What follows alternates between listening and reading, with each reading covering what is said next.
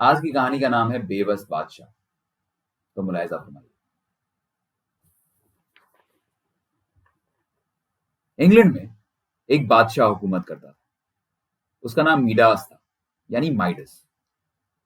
اس کے پاس دولت کی کمی نہیں تھی۔ وہ سونے کی بنی ہوئی چیزوں کو بہت پسند کرتا تھا۔ ہر وقت اس فکر میں رہتا کہ اس کے پاس سونے کی بنی بہت سی چیزیں ہوں۔ اپنے اس شوق میں وہ اپنی رعایا کو بھول گیا تھا۔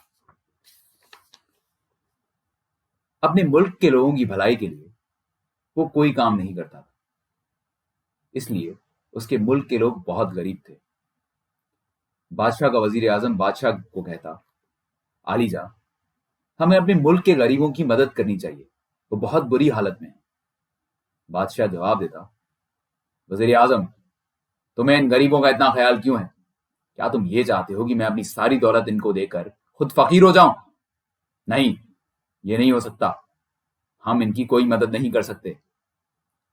یہ کہہ کر وہ اپنے محل کے کمرے میں چلا جاتا اور اپنے پاس جمع کیے ہوئے سونے کے سکے گننے لگتا۔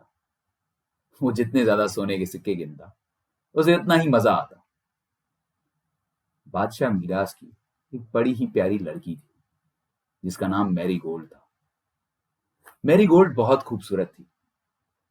اسے پھول بہت پسند ہے اور جب بھی موقع ملتا وہ باغ میں پھول جمع کرتی، اور جب بھی میری گولڈ کی سالگرہ ہوتی تو بادشاہ اسے سونے کی بنی ہوئے تحفے دیتا۔ ایک دن جب اس کا وزیر اسے غریبوں کی مدد کرنے کو کہہ رہا تھا، بادشاہ غصے ہو کر بولا، تم کو نہیں معلوم کہ میں دنیا کا امیر ترین بادشاہ بننا چاہتا ہوں اور تم ہو کہ میری دولت کم کرنا چاہتے ہو؟ بادشاہ نے وزیر سے کہا، میں چاہتا ہوں کہ میں جس چیز کو چھوؤں وہ سونے کی ہو جائے۔ وزیر نے کہا، یہ تو بہت خطرناک سوچ ہے، اس سے بہت نقصان ہو سکتا ہے۔ بادشاہ نے کہا، گستاخی، خاموش ہو جاؤ اور مجھے تمہارا کوئی مشورہ نہیں چاہیے۔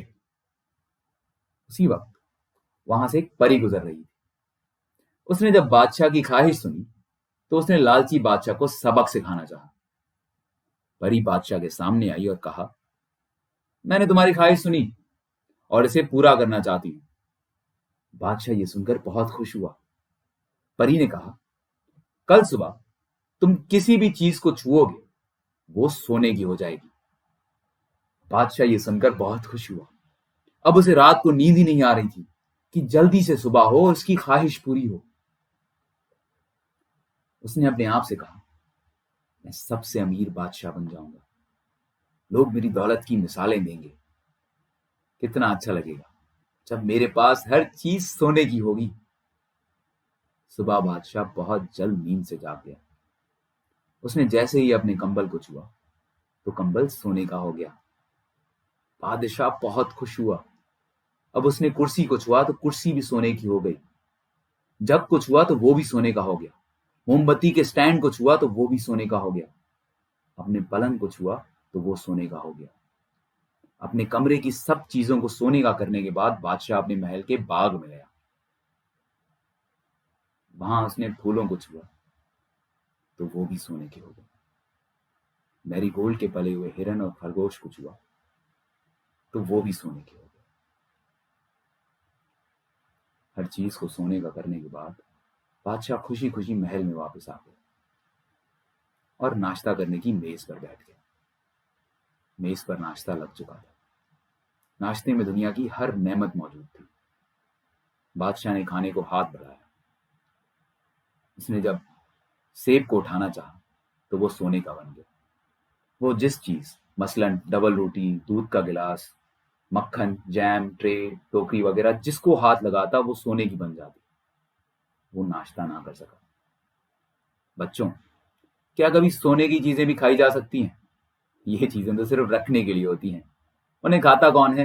جو بادشاہ کھا سکتا۔ صبح جب شہزادی میری گولڈ اپنے محل کے باغ میں پھول توڑنے گئی تو وہاں کا عجیب نظارہ دیکھ کر حیران ہو گئی۔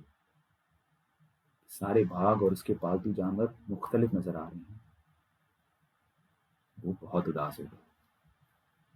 اس نے کہا، سب پھولوں کی خوشبو کھو گئی ہے، میرے پالتو جانور بھی حرکت نہیں کر رہے، یہ ان سب کو کیا ہو گیا ہے؟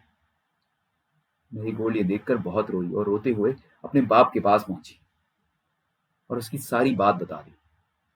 بادشاہ نے کہا، شہزادی مت رو، تمہیں تو خوش ہونا چاہیے، اب میں دنیا کا سب سے امیر بادشاہ ہوں۔ یہ سن کر میری گولڈ خوش ہونے کے بجائے اور زیادہ رونے لگی۔ بادشاہ نے اپنی شہزادی کو چپ کرانے کے لیے اسے تھپکی دی تو بادشاہ کا ہاتھ لگتے ہی میری گولڈ سونے کی ہو گئی۔ ایک جیتی جاگتی شہزادی اب ایک سونے کا مجسمہ بن گئی۔ یہ دیکھ کر بادشاہ بہت پریشان ہو گیا۔ اس نے تمام حکیموں کو اپنے دربار میں بلایا تاکہ وہ شہزادی کا علاج کر سکیں، مگر اسے تو کوئی بیماری ہی نہیں تھی۔ تمام حکیموں نے بڑی کوشش کی کہ شہزادی کو واپسی اصلی حالت میں لا سکیں، مگر وہ ناکام رہے۔ اب تو بادشاہ غمگین ہو گیا۔ اس کی جیتی جاگتی شہزادی اب ایک سونے کا مجسمہ تھی اور وہ اس کے لیے کچھ نہیں کر سکتا تھا۔ بادشاہ نے اپنی اداسی کو دور کرنے کے لیے شہر کا دورہ کیا۔ دوپہر کے کھانے کا وقت ہو گیا اور غریب سے غریب انسان بھی کھانا کھا رہا تھا، مگر بادشاہ بھوکا تھا۔ اس نے صبح سے کچھ نہیں کھایا تھا اور اب لوگوں کو کھانا کھاتا دیکھ کر اس کو بھی بھوک لگی، لیکن وہ کھانے کو چھوتے ہوئے ڈرتا تھا۔ اسے ڈر تھا کہ جیسے ہی اس نے کھانے کو چھوا تو وہ سونے کی ہو جائے گی۔ بادشاہ نے یہ بھی دیکھا کہ محل سے باہر بہت سے بچے کھیل کود رہے تھے۔ یہ دیکھ کر وہ اداس ہو گیا کہ اب اس کی بیٹی کبھی نہیں کھیل سکتی۔ بادشاہ اس لمحے کو کوس رہا تھا جب اس نے یہ خواہش کی تھی کہ اس کے چھونے سے ہر چیز سونے کی ہو جائے۔ اس نے کہا، کاش میں یہ خواہش نہ کرتا تو آج مجھے یہ دن نہ دیکھنا پڑتا۔ شہزادی بھی ٹھیک ہوتی اور میں بھی پہلے کی طرح سکون اور آرام سے ہوتا۔ اس طرح پچھتاتا ہوا محل واپس آ گیا۔ اچانک اس کے سامنے وہی پری آ گئی۔ پری نے بادشاہ سے پوچھا، تم اداس کیوں ہو بادشاہ؟ کیا تم سب سے بڑے امیر بادشاہ نہیں بن گئے؟ بادشاہ نے کہا، اچھی پری، اب میں سب سے امیر بادشاہ ہوں، لیکن اتنا سونا بھی مجھے خوش نہیں کر سکا۔ اچھی پری، مہربانی کر کے میری مدد کریں۔ یہ سن کر پری جان گئی کہ اب بادشاہ کبھی لالچ نہیں کرے گا۔ پری نے بادشاہ کو پانی سے بھرا ہوا پانی کا جگ دیا اور کہا، اس جگ کا پانی ہر اس چیز پر چھڑک دو جس کو تم نے چھوا ہے۔ بادشاہ جگ لے کر باغ کی طرف بھاگا۔ جب اس نے پھولوں پر جگ کا پانی چھڑکا تو وہ پہلے کی طرح تازہ اور خوشبودار ہو گئے۔ یہ دیکھ کر بادشاہ بہت خوش ہوا۔ اس نے شہزادی کے پالتو جانوروں پر بھی پانی چھڑک دیا تو وہ دوڑنے لگے۔ پھر وہ شہزادی کی طرف بھاگا اور شہزادی پر پانی چھڑکا تو میری گولڈ دوبارہ جیتی جاگتی انسان بن گئی۔ اب تو بادشاہ خوشی سے دیوانہ ہو گیا۔ اس دن کے بعد بادشاہ نے لالچ سے توبہ کی اور اپنے ملک کی رعایا کے لیے فلاحی کام شروع کیے۔ اس نے غریبوں کی مدد کرنے اور ان کے لیے اچھے اچھے منصوبے تیار کیے۔ اسے احساس ہو گیا کہ سونا اور دولت ہی انسان کو خوشی نہیں دے سکتے، صرف نیکی انسان کو سچی خوشی دے سکتی ہے۔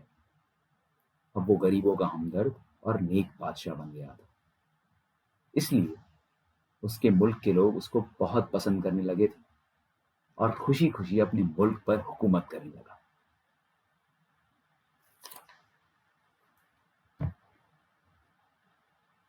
تو دوستوں، یہ تھی آج کی کہانی۔ اگر آپ کو یہ کہانی پسند آئی ہو تو